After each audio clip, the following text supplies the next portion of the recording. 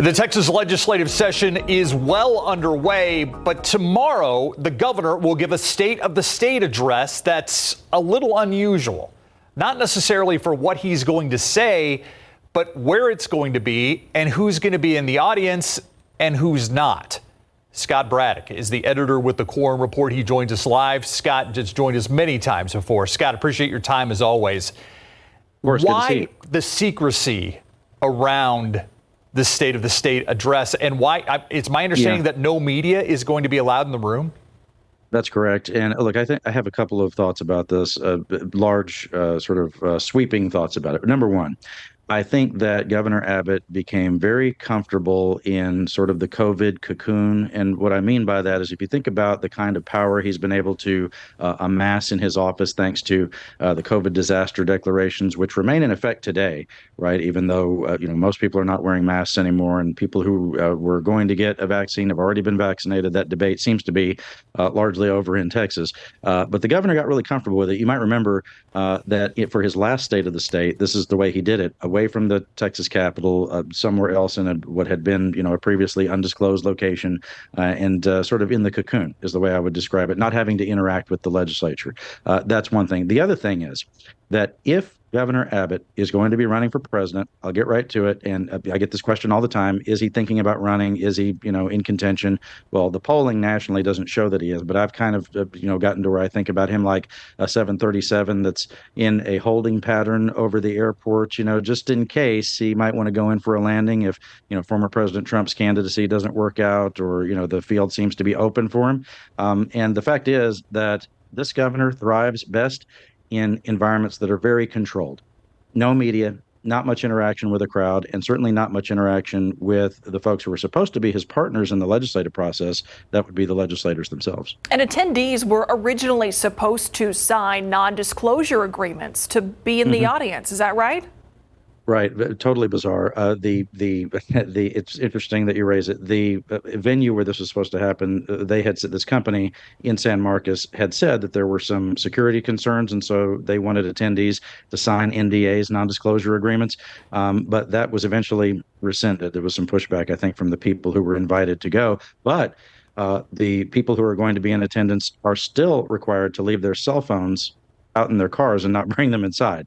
So again, there's this veil of secrecy. I would just describe it as strange. Yeah, very strange. All right, let's move on to what we may hear tomorrow with, no legislators, only invited guests, no media in this room in San Marcos is my understanding. What do you expect to hear from the governor? Listening for a few things tomorrow. His emergency items, which he has traditionally laid out during his State of the State, he doesn't actually have to do it that way, but that's the way this governor has done it.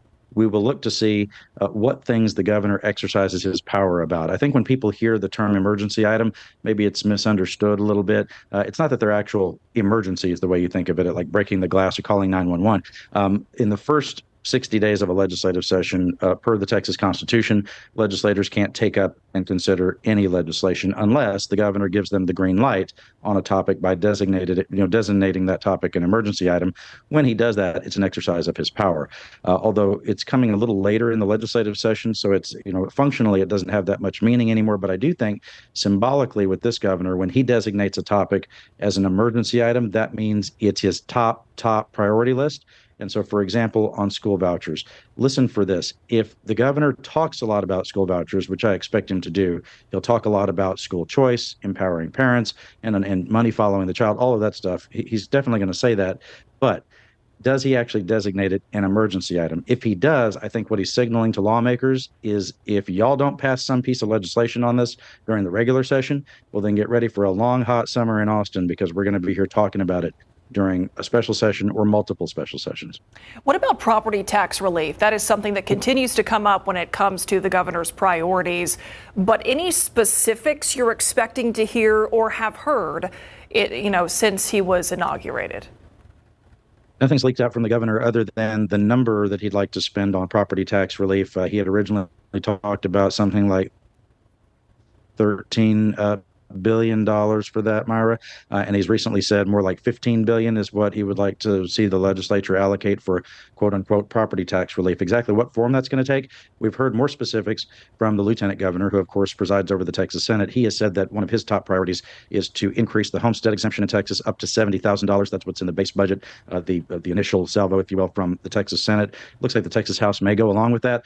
I was talking with some veteran legislators and former legislators who have said, look, what they ought to do if they want to offer property tax relief to everyone, and that would be homeowners as well as people who own, business owners who own big box retail stores and oil and gas interests that have refineries on the coast, for example. What they really need to do is flow more money through the school funding formulas, which in 2019 cost something like $3 billion, and thanks to population growth and appraisal growth, that costs probably the same exact sort of property tax relief. That's the state sending money down to ISDs.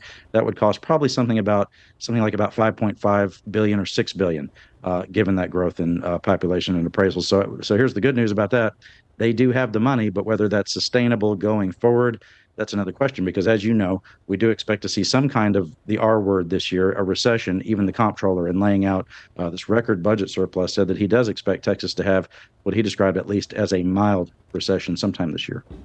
What about the power grid? Before we let you go here, we're 2 years out from the anniversary of when, the grid failed in Texas. And the governor has said a lot has been done to shore that up, to keep us from being in that position again. But he also signaling he supports a plan from the Public Utility Commission that would really change the energy market in Texas to prevent that from happening. Myra, you remember after he passed, he signed a raft of legislation addressing the energy grid 2 years ago. The governor said everything that needed to be done was done when it came to the grid. He has changed his tone lately, right? And he has said in his inaugural address and in the comments you're talking about that we need to build a more stable grid. The PUC, the Public Utility Commission, all those commissioners appointed by Abbott did sign off on a plan to sort of redesign the grid. The short version of it is that ratepayers around the state would pay more for an electricity grid that's considered to be more reliable. But the lieutenant governor, he and the governor don't agree on this. Dan Patrick has said that he doesn't like that plan from the PUC, and you're going to see some more hearings on that in the Texas Senate as soon as tomorrow. The lieutenant governor has been pretty consistent about saying no. What we need to do is create more of what we have, which is more thermal generation. He's looking to expand natural gas generation in particular. That's going to be a tussle during the legislative session, something we'll all watch closely. Scott Braddock, editor with the Quorum Report. Always appreciate your time, Scott. Steve, Myra, thank you. We'll see you next time, and we'll be right back.